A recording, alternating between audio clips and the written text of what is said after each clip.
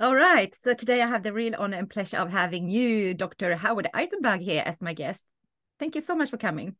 Thank you so much for the invitation. Thank you. And you are in Toronto, in Canada. Yes, You I'm live in that there? area, Mm-hmm. but more in the Mm-hmm. woods. Yeah, sounds lovely. Now, Howard, can you please tell me a little bit about yourself? Who are you? Well, it's hard to tell you a little bit of myself, but just as an honest answer, not in a bragging way at all. But let's start with more immediately. I'm a medical doctor. I'm a physician. I've also been a faculty member at several universities, so I'm also very involved in the educational sector. And I've had a long time interest, curiosity in the nature of reality. Just how do things work? Um, what is the true, version or story of reality? Like growing up, even as a young child, I was aware that there were different people brought up in different faiths, and they were brought up to believe in many of those situations that their faith was the only true faith. Furthermore, that all other professed faiths were almost like demonic, like evil, not be followed, but if anything, suppressed, avoided. So that was as I grew up in childhood, and I came to realization just intuitively. No one, encouraged me to think this way. This doesn't make sense. If it is true that there is a God or gods, then why are there so many different religions? Which one's right, and how do you determine that? Or are they all wrong? Which, later on as I became more educated and more aware of the scientific model and progress, that was one of the reasons why science largely discarded religions, thinking again, well, there's no sort of credibility. They're all over the map in what they're saying and what they're claiming. Um, Nevertheless, I repeat, I still had that curiosity, though. So it was one thing to wonder, like, something's wrong here. They can't all be right if they're all saying the other ones are wrong, just logically. But that doesn't mean you want to throw the baby with the bathwater. So on my own, I pursued through some bookstores, unusual books about people who were exploring other aspects of reality, both from a science fiction point of view, believe it or not, because Mm-hmm. that's imaginative, and we'll come back to it later on. It's a Mm-hmm. large part of my discoveries and my work in my book now, the new one. Yeah. But also found out there was some research going on sort of extended capacities of the human mind, which we now sort of call parapsychology, study of so-called psychic phenomena. And one of the leaders at the time in the West, and particularly in America, was J.B. Rye down in North Carolina. I actually went out at one point and met him. Um, I know you want a more concise answer from me. um, so I had this curiosity. I was exploring things, um, and then also became more involved in my medical practice. But because of what I had already learned about the powers of the mind, my model of my medical practice and psychotherapy practice was quite different from that of my peers at the time. It was more of what we sometimes call mind-body medicine or behavioral medicine or mind over matter. Um, Rarely ever prescribed medications for any patients for all types of conditions, but I would teach them how to use their minds to change Wow. how they perceived or how they connected or how they balanced, and and so on. It wasn't my power. I was just teaching them these things. I also went into the consulting realm. I realized as a physician, it's sort of a reactive way of being of help to people in the sense that they first have to have a problem, then they come to you as a doctor. Mm-hmm. And usually, as a doctor, I would be seeing individuals, even though it might be more of a family issue or even perhaps a company issue or a departmental issue. So I wanted to do something more holistically, more proactively. I wanted to do something that was more preventative, but also had greater outreach than just the few patients that I could personally see one on one, so to speak.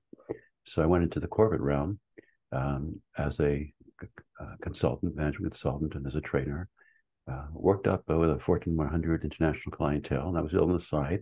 I still had Wow. my medical Yeah. practice. Mm-hmm. Um, but I had abandoned my deep interest earlier in my life, as I mentioned to you, in how things work. I was more just working in these various ways. I didn't want to I'm a multi-track thinker. I just was something that just came naturally for me to have that interest and desire to do more than one thing at a time. few years ago, I was invited because of my past work in parapsychology, and I had written a book on it a half a century ago called Inner Spaces, Parapsychological Explorations of the Mind. Because of that, someone who knew my work way back when invited me just a few years ago to give a keynote presentation to the annual conference of an association of healers, people who use therapeutic touch, like in the Bible, the laying on of hands, so to speak. And to honor the invitation, I did a very deep dive into the parapsychological research literature, which I had not really been very involved in for almost half a century, and also what was happening in the world of modern physics, and what was happening in the studies of comparative religions, and what we're discovering about the indigenous, teachings and their relevance for the crises we're facing now, and the latest research on the brain functioning with psychedelics and neuroplasticity. And this is all scientific. I'm just approaching this for this keynote presentation, but all of a sudden, unexpected to me, completely vivid, and not at first welcome, was a sudden realization, like the dots just connected suddenly. And I had what some people would call a revelation or a realization or insight, if you want to use simpler terms, but it was powerful. And I suddenly understood that our whole belief and the teaching in our Western culture that there's an external physical world, and we are an accidental product of evolutionary experiments, just randomness, some things taking more than others over the years, and that there's no real meaning to our lives, nor to the universe we live in. And that's the belief most people have, that there's a skin-independent, external, material reality, and we somehow are an accidental product of it. And beyond that, there's no meaning. And the strange thing about that is, it says in my first chapter, the chapter title is Things Are Not As They Seem.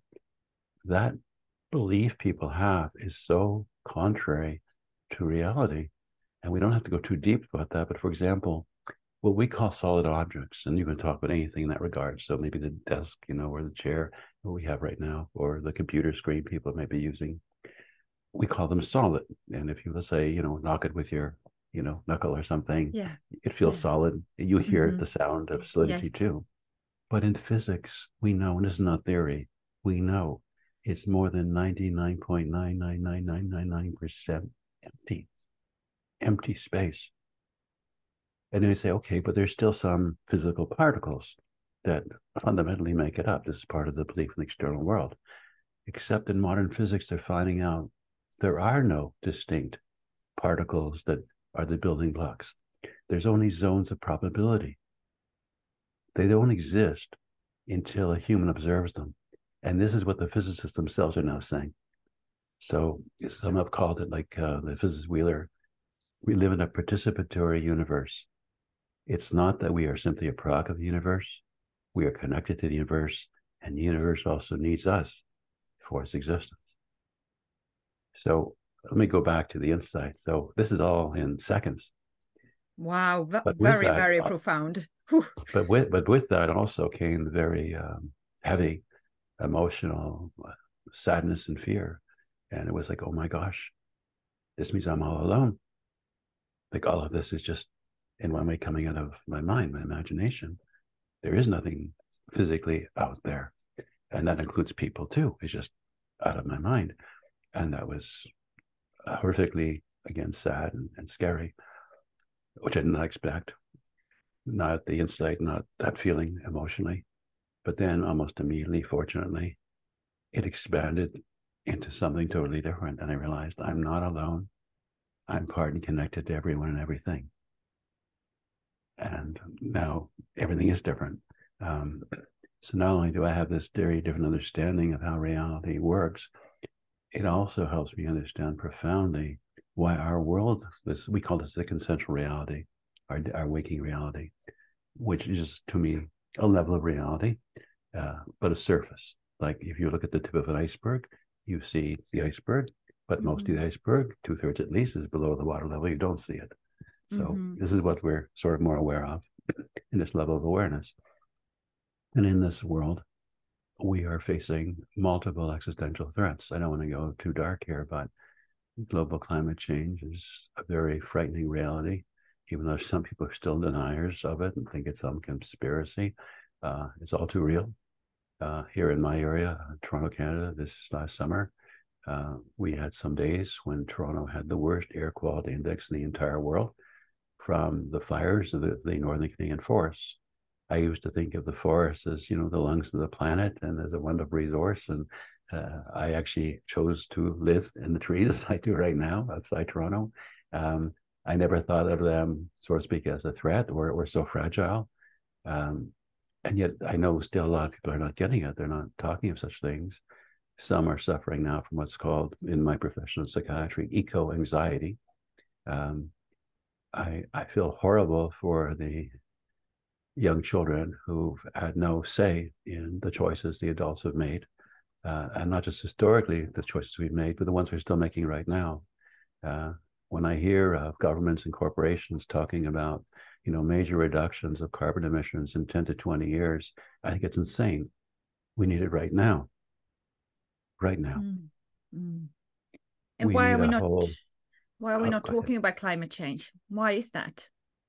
So I think there's a number of reasons. I think one is a defense mechanism, we would say in psychiatry, something we do to sort of protect ourselves from being more upset in some way, more stressed. So the expression we use is being in denial. So there are people literally who are in denial of it.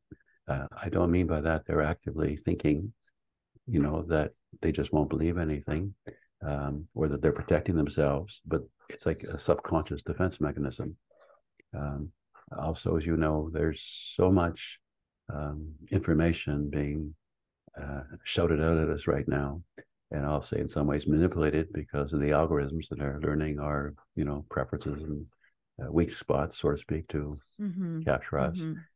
So there's a great overwhelm of information, but increasing lack of clarity as to which is, first of all, valid, and secondly, what might be, logical and wise.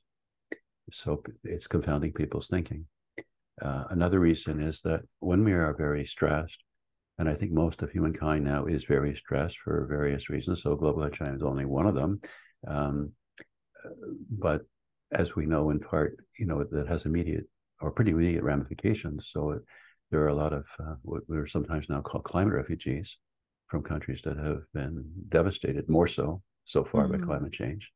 And sadly, it's largely third world countries that had no part in creating this mess so unfairly. And that's causing, mass waves of immigration, as you may know, and unstabilization of political governments in a number of countries right now, reevaluating, their previous more open humanitarian policies, as you know, in the European Union, for example. There are so many things that are off the rails right now. The breakdown of democracy. Until a few years ago, I'm in Canada, but I think the US, my neighbor to the south, was regarded as a pillar of democracy in the world, an inspiration for many people that no matter what your background is, if you work hard enough, you can make it, have the American dream, so to speak. And now it's on the verge of being, if not already, a failing democracy. And it may go to the other extreme, as some know. But it's not just here. Back to the European Union. The UK pulled out of the European Union, as you know. There's wars going on right now in Europe, in the Middle East. I could talk about the crisis and the epidemic of loneliness. Many surveys are showing in the general population, more and more people are complaining of loneliness. In the UK and Japan, they've actually appointed federal ministers with portfolios for loneliness. They take it so seriously. The Surgeon General of the United States has come out and authored a book of his own on the epidemic of loneliness. And largely it's being caused by our dependency on smartphones. The smarter the phones become, the dumber we become. And now we're introducing AI and artificial intelligence without any regulation. So I'm seeing increasing almost, I would say, from a psychiatric lens, insanity in the mess humans are making of what they had achieved, of their environment, and the destructiveness to so many other species going extinct. On one level, metaphorically, you could say we've just, for the second time, been expelled from the Garden of Eden because we can't go back to what we enjoyed. There's no water anywhere on the planet that's in the outer environment, anywhere, that's free of microplastics.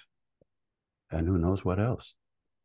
I mean, we've really messed it all up. But let me go back on a more positive note. I think we've messed it up because we have believed and almost worshipped material reality and not understand the systemic relationship with ourselves. So everything is interrelated. Thich Nhat Hanh, the Vietnamese Buddhist monk, referred to as living with interbeing. We're all interconnected. The indigenous teaching is very much that way too. For them, they're connected to nature. And I don't mean just because they eat some food from nature. An intimate connection. It's alive to them broadly. Even the rocks, even the soil and the clouds. And as I'm coming to this understanding that we are being deceived by the wrong model of reality to our peril, because I think of this now as an existential risk to humankind, as we know humankind, I felt then compelled, called, that I had to speak out and share what I've learned. And I wrote my book as what I called and meant as a global wake-up call. And I really appreciate, the extent in part through the internet, that I could speak and reach, to people in other areas of the world that previously I would not have been able to reach, because it's a global message. We're all part of the same family. We all come from the same underlying source. And my book is not about speculation. It's all hard science, impeccable logic. And I actually give people exercises to experience some of these things, the reality of it, within minutes, with no special training. Amazing. So I'm hoping other people will learn from it, and I hope other people will teach from it, and perhaps even preach from it and lead from it. A candle can light the darkness, and I'm trying as best I can. And I also feel, though, I have no choice. But when you know what I now know, it's not a choice. How serious is climate change? I mean, how much time have we got? When I wrote my book, which was almost 2 years ago, the Bulletin of Atomic Scientists puts out something called the Doomsday Clock, where they track what they consider various potential world threats to our existence. And they've been doing this for a few decades. It's international scientists and impeccable credentials. And when I wrote my book, I had noted just recently that they had released a press release that they had moved the position of the clock to the closest it had ever been to annihilation, 100 seconds before midnight, which was frightening. Now, currently, if I understand correctly, it's 90 seconds before midnight. And that last move to 90 seconds, I believe, was before, if I remember correctly, the European war, before runaway inflation. I could go on. So to go back to your question, I can't put it in terms of time. I just know it's urgent. It's a very slight window of opportunity. I mean, even what I'm doing myself on one level, we could say is, admit, illogical, crazy, wasteful. To spend so much of my own, and limited financial resources and time doing this, when there's so much, as I said before, people tuned out or distracted or don't even know how to think anymore. And I'm trying to wake up the whole world. It's easy to say, well, it's just crazy, it's silly. But I also know it's not impossible. No one can tell me it's impossible. And I have to try. And what do we need to do to tackle this urgency? What can every single human being do to take responsibility right now? We need to demand, not ask, for way more accountability from our various leaders, be they government leaders, be they corporate leaders, be they religious leaders. Way more accountability. But we also need facilitation to learn how to listen to each other. We have to learn how to build on the ideas of each other instead of suppress or compete. So it requires also some skill in emotional regulation and communication. These can be taught. It is not difficult, but it's a real need out there right now. If I put it in psychiatric or even neurological brain terms, there's a primitive part of our brain that we have as humans that all the major animals have as well below us, called the amygdala. And it is basically the stress center of the brain, the fight or flight center. Mode, yeah. It's instinctive and it's very, very powerful. When it is activated because of something we fear or that's angering us, it causes the blood from the top part of the brain, the prefrontal cortex, which is our thinking part of our brain, to drain away and more towards this amygdala. It's like pouring oil on a fire. That means then that our fear or anger gets more intense, but our ability to think is also reduced. It's like the computer goes offline. Now we can teach people that just because fear comes up or anger comes up, as I put it to my patients, you can learn to think through it. You can learn to modulate, to balance it, not be controlled or restricted by it. But this is a skill much of humanity does not have right now. Easy to teach. But can you tell me how to do need. it? Can you tell me some strategies how to do it? Well, for example, in communication, and it's harder right now that we're working with screens, but there is a real benefit, powerful benefit, when you're able to encounter people in, let's call it the everyday world, not just through a screen, and make direct eye contact. It's so important. When people fall in love in various parts of the world, different cultures, they spend more time intentionally on purpose just looking at each other. It just feels so good just to look at each other. Yeah, it does. And yeah, after a while, when you're used to being with your partner, our mind gets distracted, and we're now looking at other people or other things, or we're talking to our partner maybe, but while we're reading a book or looking at something on the screen, like multitasking. It's not the same connection. So one immediate thing, coming back to your question, is to become more aware and intentional for eye contact with people. Don't be so afraid. It's a good thing. It helps connect us. Another one, back to your question, in terms of like our own emotional regulation. So that's where connection, a very quick thing to know.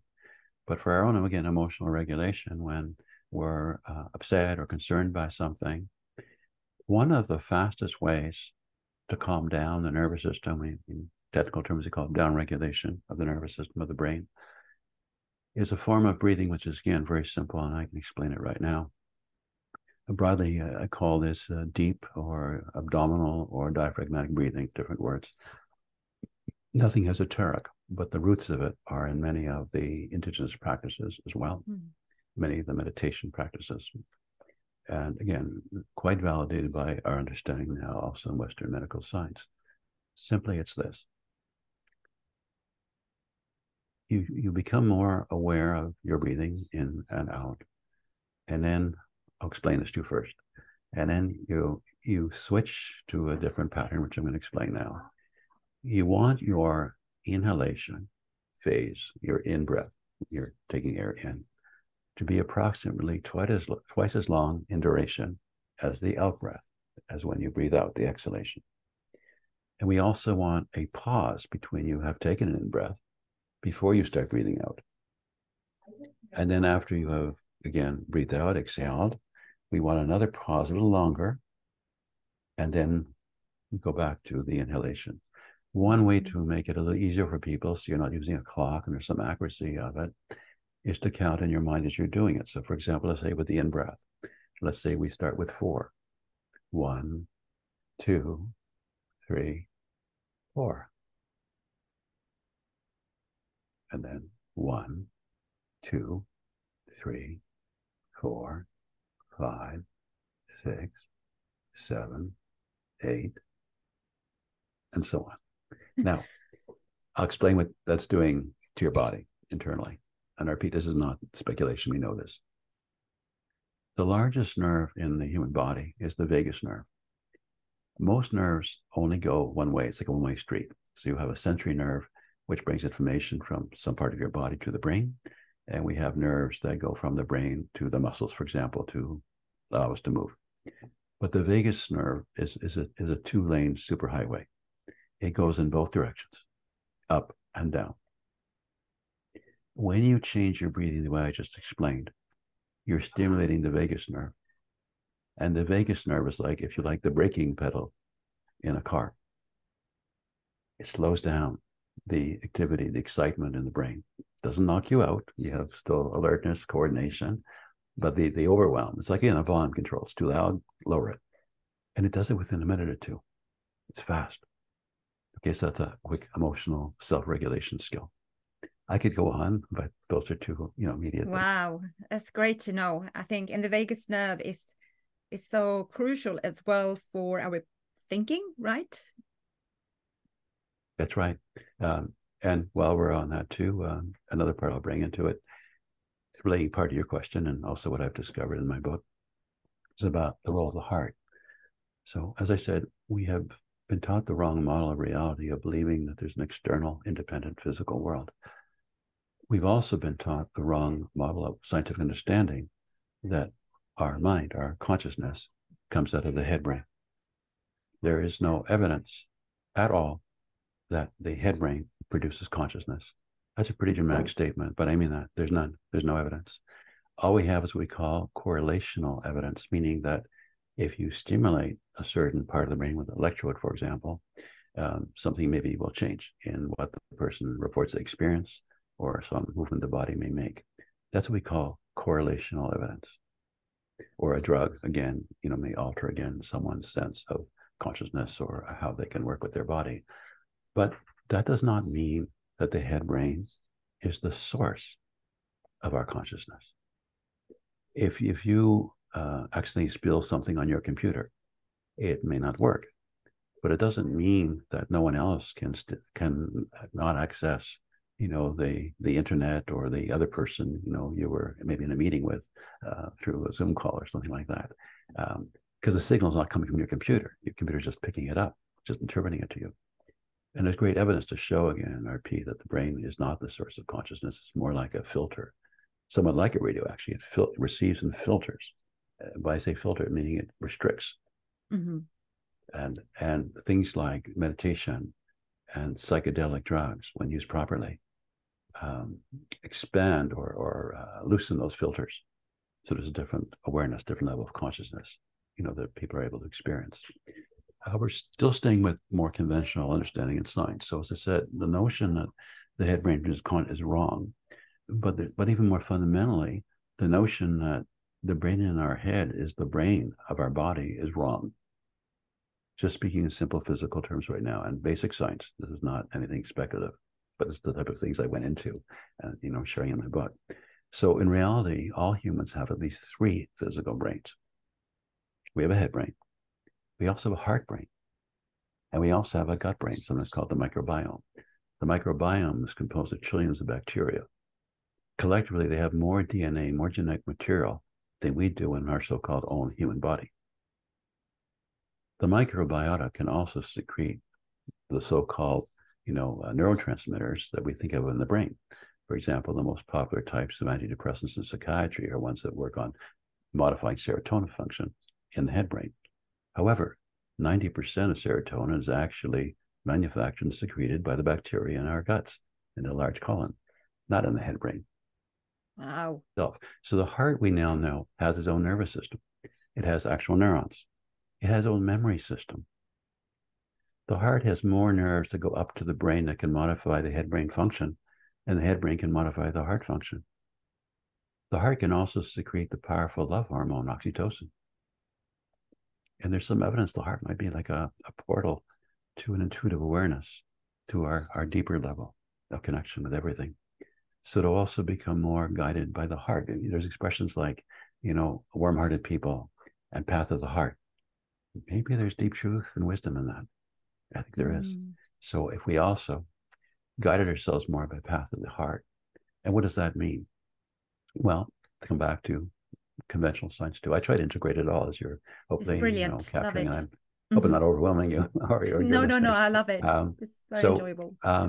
The noted physician and researcher, Dr. Hans Selye, is the one who is the person who brought the concept of stress onto the scientific map and public consciousness from his research initially with laboratory animals under various conditions of stress. And then he extended his work to how stress affects us as humans. In his later years, he was focusing more on not just on proving the stress concept, that when they're stressed, you have all these, insults and deterioration of various body organs, and explaining the role of things like cortisol, the stress hormone, and so on. But in his later years, he became more and more interested also in the preventative aspect. Okay, so now we've documented it is a real thing. It's across species as well. So now how do we reduce it, especially coming back to humans and being a physician? And he discovered in the later years that one of the best things we could do for our personal sense of being overwhelmed by stress, and we're all pretty well overwhelmed right now with what's going on, as we know, is to be more aware and concerned about the needs of others, which he called altruism, the altruistic ego. Now, at first seems counterintuitive. If you're overly stressed, it doesn't seem to make sense. And you can reduce your stress by taking better care of someone else's needs. But it does. One, you're switching from the amygdala, I explained before, to your prefrontal cortex. You're now thinking more resourcefully, more creatively, more adaptively. So you are. Plus, we can't see ourselves as others do, but you can see someone more objectively and maybe see how to help them in a way that they cannot. So you're both helping yourself, because when you do this from your heart for someone else, it reduces the cortisol level, which is the inflammatory hormone, and other, things that are just lowering your own stress level. You're also probably helping someone to some degree. And sometimes some of those people have appreciation and they will reciprocate. You never know when, and they'll be there for you someday. So that's sometimes, if you want to call it, working more path of the heart. And with modern science, medically explaining it too. And helping someone can be small gestures, doesn't have to be very large. Exactly. Action. It can be a small one, like saying hello and smiling to someone in That's the right. checkout That's queue. Right. Just good intention, just good vibes. Yes. We so need that. People are afraid of just smiling strangers these days. And people often don't smile anymore. They're so, down and worn out. Smiling is good. And when you smile at someone, they always smile back at you as well, and you feel so much better. Often. And, and I remember, times before the pandemic restrictions and so on, when people were out and about more, walking by sometimes, a mother with a baby in a carriage or stroller, and babies often are curious and they're looking, at people. So often they don't care if they know you or not when they're out and about. And I remember a number of times locking eyes with a baby or an infant, and we both smiled. I didn't know the mother. I didn't know the child. Just, really nice feeling. And so many people have lost that. They're busy looking at their screens if they're out and about these days, or they're afraid to look at people. Yeah. Now, talking about screens, what do we need to do there with our children and our younger generation so they don't end up in this loneliness epidemic? Well, that's a really good question. And I think there's a real value benefit in our technology if we use it mindfully. So when we use it this way, when we intentionally are choosing to listen to a program or be involved in a meeting for good purpose, that's an intelligent and good way to use this. If we had the easy alternative of meeting in person, I think that is better, but many of us don't. And it still enables so much that we could never have done before, most of us, on the positive side. But I do think we have to be more mindful of what we are allowing and reinforcing directly or indirectly in our children. And I think it's good for them too to have the ability to, have a wider field potentially of communication in the small family or world or town they may be born into, but they don't have the wisdom yet to know how to properly work with that type of technology. And the technology has been weaponized intentionally. It's not an accident. Those algorithms do track and modify the things that we are exposed to, whether we realize it or not, when we turn on our devices. It's intentional. There's even psychologists have been hired by some of these companies to help make it addictive, and it is. So the kids don't know this, of course, and many adults are caught by it as well. So I think, back to your question, I think parents should, without guilt, limit screen time, even if the kids complain, but everybody else, doesn't have that regulation. And I think they should not only restrict the screen time for young children, but also supervise what they're connecting to. What are they watching? What games are they playing? There's so much toxic stuff out there. How about social media? Is that addictive as well? Very much. From a psychological viewpoint, what kind of an impact does social media have in your well-being? I would say it's the prime reason for this epidemic of loneliness in the world right now. It's seductive. It's just so easy. Like, before, if you wanted to talk to someone, a few decades ago, you had to be where there was a phone, connected, landline. But now it's 24/7, as we all know. People will contact other people all over, the clock, and not just because they're in different time zones. It's the type of thing. Even when people go on vacation, usually, they still say, connected. But here's the weird part about it. So in one way, these things, and even as we're working now with video connection, connect us. But it's not as a full spectrum, full fidelity connection, heartfelt connection, as if we have the alternative to be in person.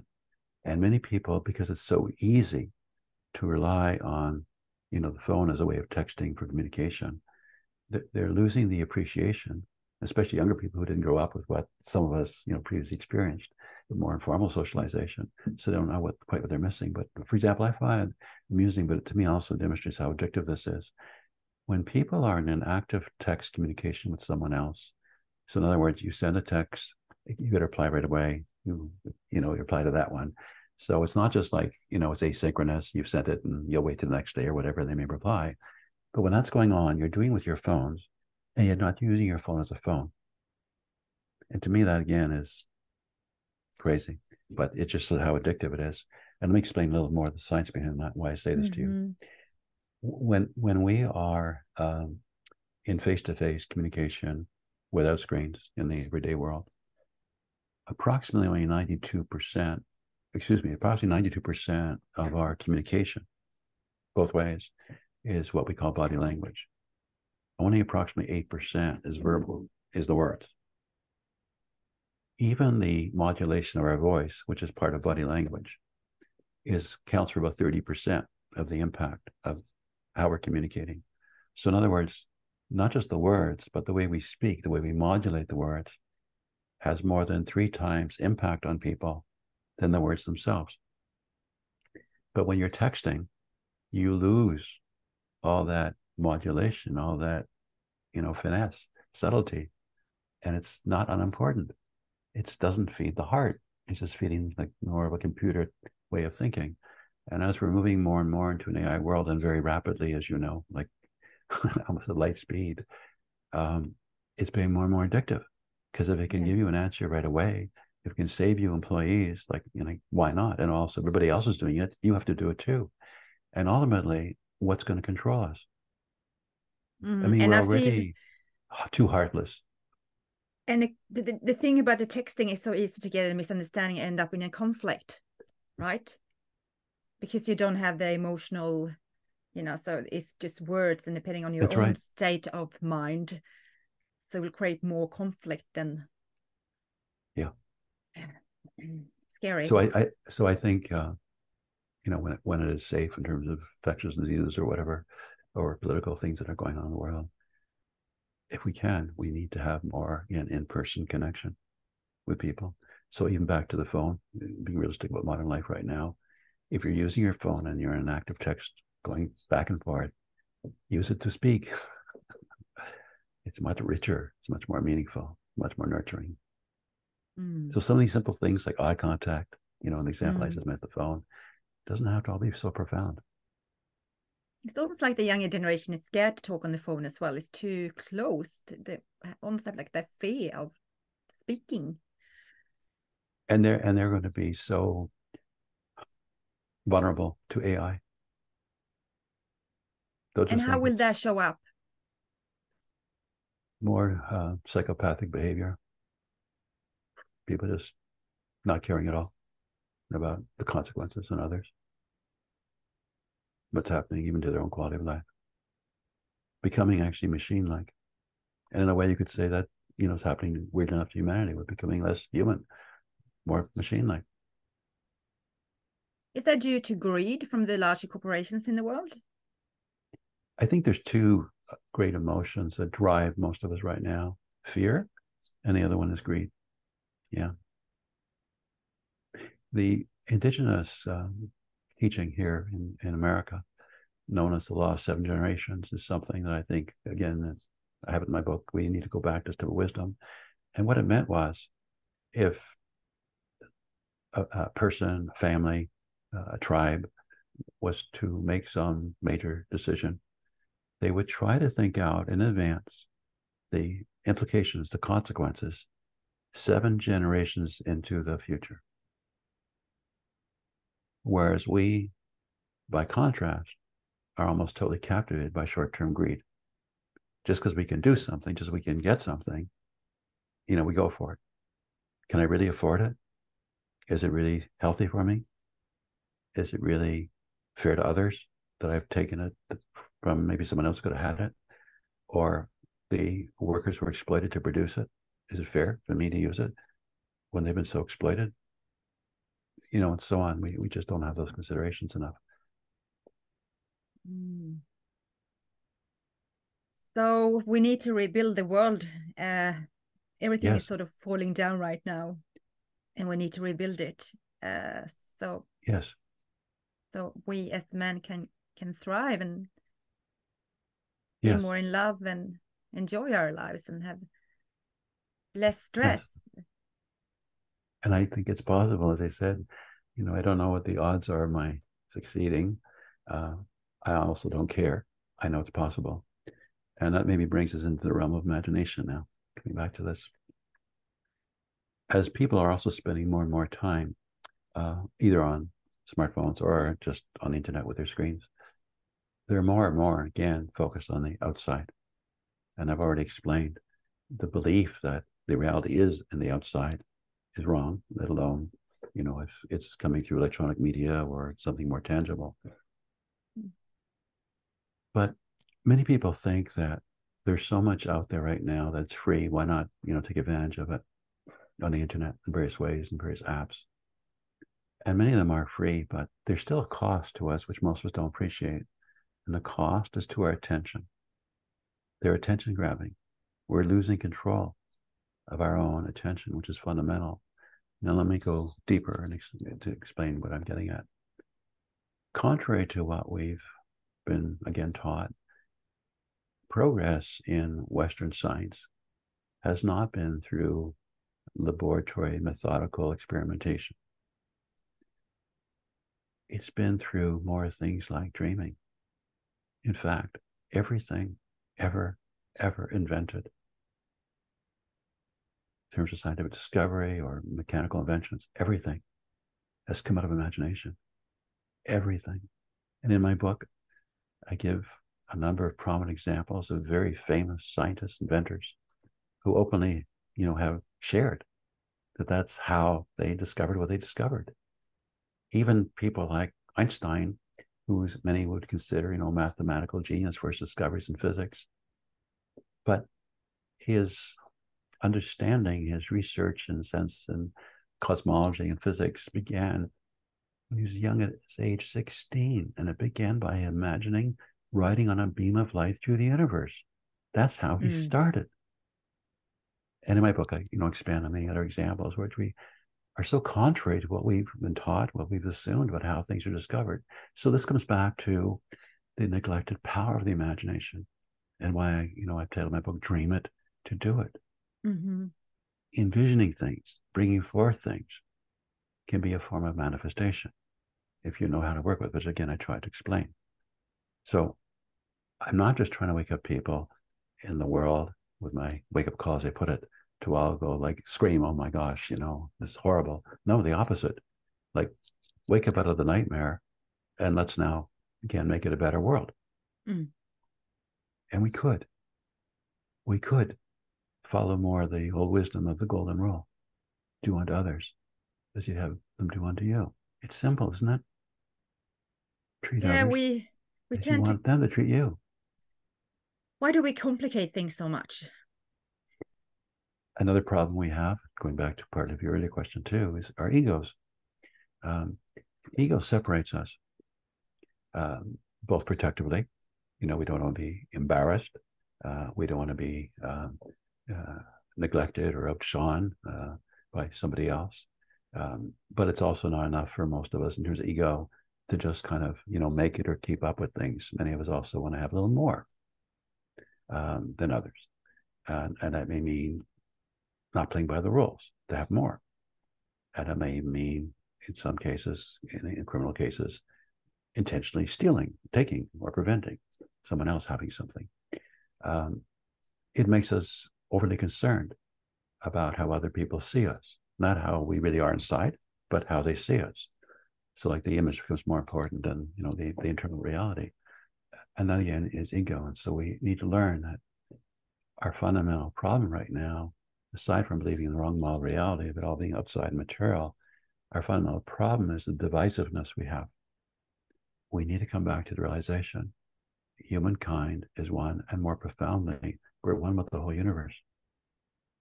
And there's a way to work with that, to transform some of this very toxic reality we have right now into something much more beautiful and sustainable. Mm.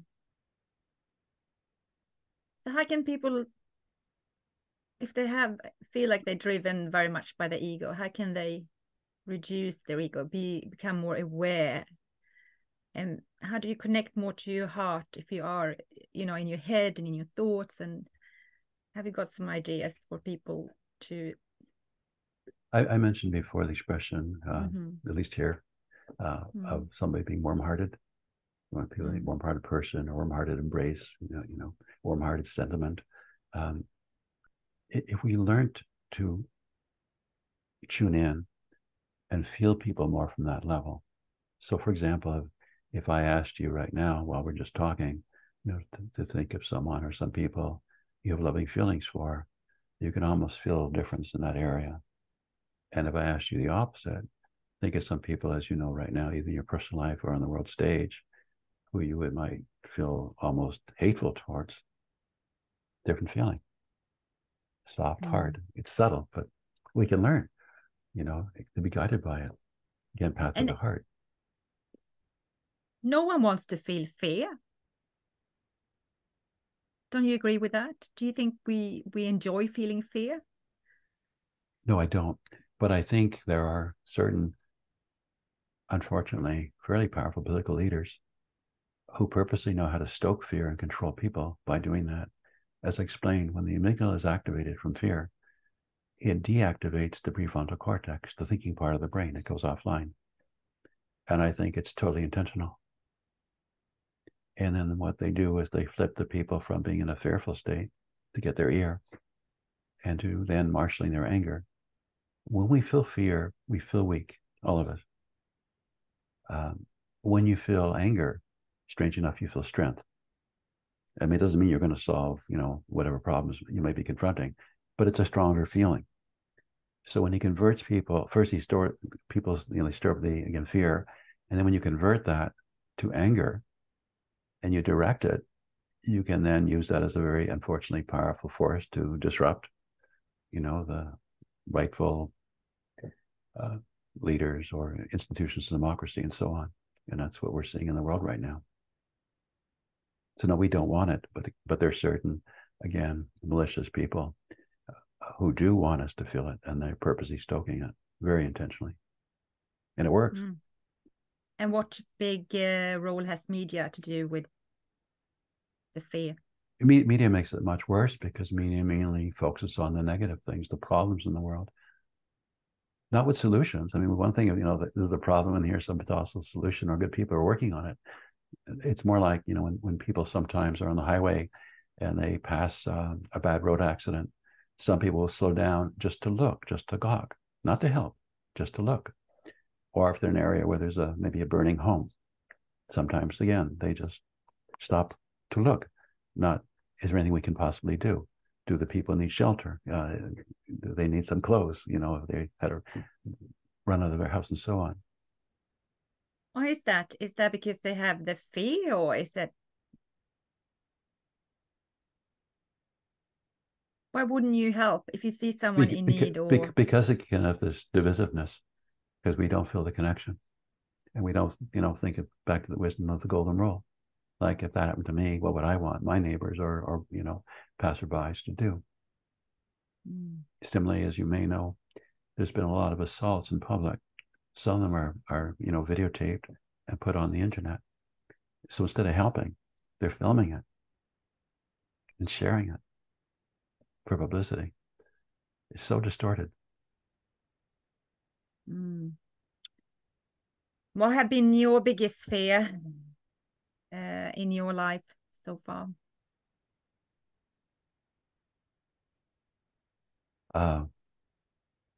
Well, we're at it right now, first of all.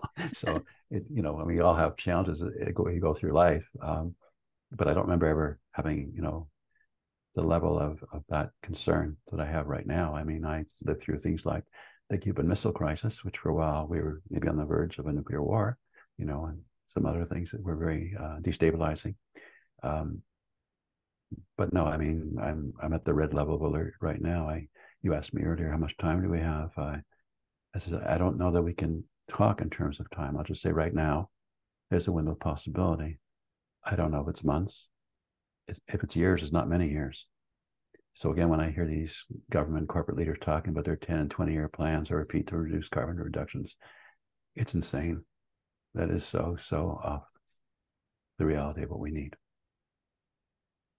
We need more people like you talking about this, so people can understand how urgent this is, that we are actually in a very serious crisis. And that's why I do this.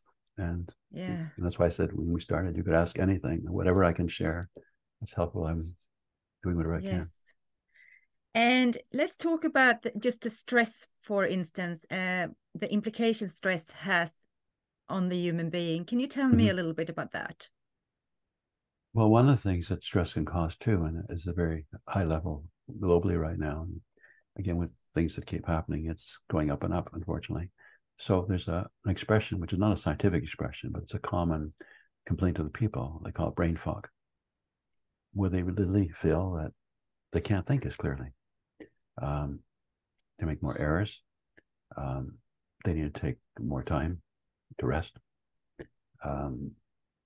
There's no particular, so far at least, medical cure for it or total explanation, but they have noticed, particularly during the pandemic and some of the population surveys, there's a higher and higher level of complaint in the general population of brain fog. And I'm not talking about what sometimes happens to it long COVID, where you can get a form of brain fog too. I'm just talking in general, not because of the infection. Because again, people are just so badly overwhelmed. Everywhere.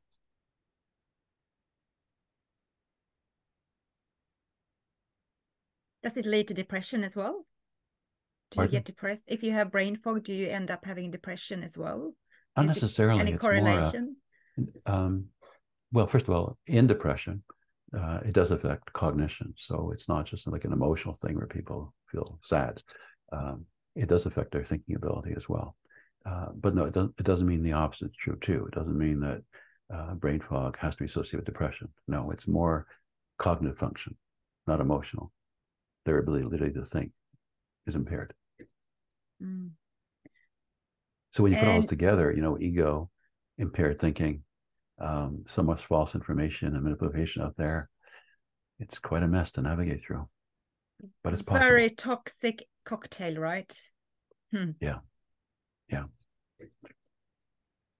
But on the positive side too, just as I've come onto your radar screen and you've invited me, I'm finding people all over the world who I call it are aware and care, because I think with the awareness comes caring, because you realize the connection and the importance.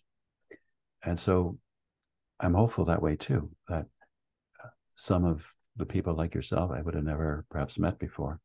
And there are some groups forming, even as you may know, in your country in Sweden, Inner Development Goals, for example, which is international now. So I'm encouraged. These are not political players, and they're not people with deep financial resources. But I think, that's on the mature realm. But if the spirit is strong, and if, we really connect in a heartful way with each other, then maybe we can change our reality. And you were saying as well, you've been out talking as a consultant to corporations. In terms of the future, do you think corporations need to change their values? So rather than having profit as the number one driver forward, there has to be different values that are more Absolutely. fundamental. Absolutely. Yeah, absolutely. I've been brought up in a capitalist economy all my life, and assumed, as many do when, here's something you're familiar with, that it's, it's right or it's the best way. But now when I see the extreme inequities of the distribution of wealth, and when I realize too that those who are the wealthiest are often the least charitable, and I don't mean about donations they give for publicity and tax write-offs, but they're amongst the least, charitable and caring. And I'm seeing this increasing concentration of wealth at the very, very top. And again, with people who head those institutions and corporations who just really don't care about other people. I don't mean humanity itself. I mean even just people on the street they pass. They just don't. We're just, to them, assets. We're not people. So I think corporations absolutely have to change their value system.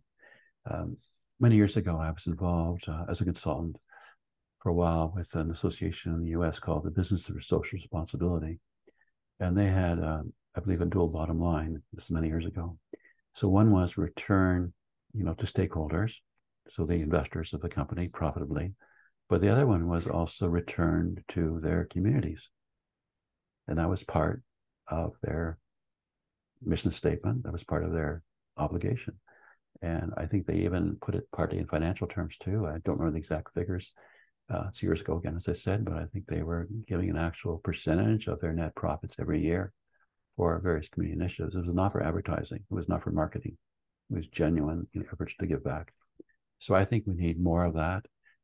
It probably has to be somewhat regulated to start, because I don't think these self-interested people and corporations are only going to do this. I also think there has to be a much fairer distribution of the wealth. It's just not fair to allow the way it is right now. But I don't mean in a revolutionary way. Just we need to all put our heads together, hearts together, because even for the top 1% or 1/10 of 1%, if the world goes up in flames, so to speak, they may still exist, in their encampments on the moon or whatever it might be, but it's not nearly going to be as enjoyable a life as we can all have here. Not nearly. Not for themselves, and not for their children if they have children. And hopefully enough of them will start realizing that.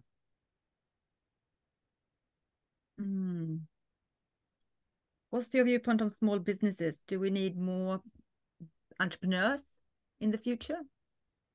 Yes, I'd like to see a world, as I understand it now, where we have more small business owners and have more personal crafts workers and live in smaller communities where it's easier to know the people broadly around you, and they do complementary things to help each other out, and then have maybe larger structures that connect some of these other communities.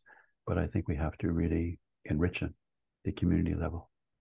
And it's nicer too, because production in smaller scale is much nicer. Let's talk about food, for instance. If you have a local bakery that makes bread with a heart, I mean, it tastes. That's right, exactly. And that's one of the things I enjoy being out here in farm country. I can go to some of the farmers and so on, and get some things that they've really, in a very carefully way, brought forth. You can see the passion nice. and the love and, the dedication and Yeah. And you can feel that when you eat it too. It goes into you, the energy. You can sort of The feel vibes. their love. Yeah. There's even been some experiments in that, by the way. Yes, Oh, has there's it? something to that. There is, yes. Oh, Yeah. really? Yeah. Oh, yeah. There were some experiments done at IONS Institute of Noetic Sciences, California, where they had someone who reputedly had some powers bless some chocolate. And then they had a batch of chocolate which was not blessed, the controlled batch. And they gave it to some people to see if there was a difference in the benefits. And there was. I don't remember all the details of it, but the research was done by somebody who I think is one of the most brilliant scientists in this area right now, Dean Radin, at Institute of Noetic Sciences. So very, very credible research. Yeah, and I think like happy music in factories, staff feel really happy, and rather than just dead quiet. It makes because everything is energy, right? That's right. Yes. Yes. Mm-hmm. Our hour is up. Is there anything else you'd like to say, Dr. Howard? It's been so wonderful to have you here. Very profound facts and insights. Well, I thank you again for the opportunity, and I've also really enjoyed our dialogue. And for your listeners, my message is one of actually hopefulness, but you have to go for it. Don't just leave it to others and hope that way, passively, actively. Dream it to do it.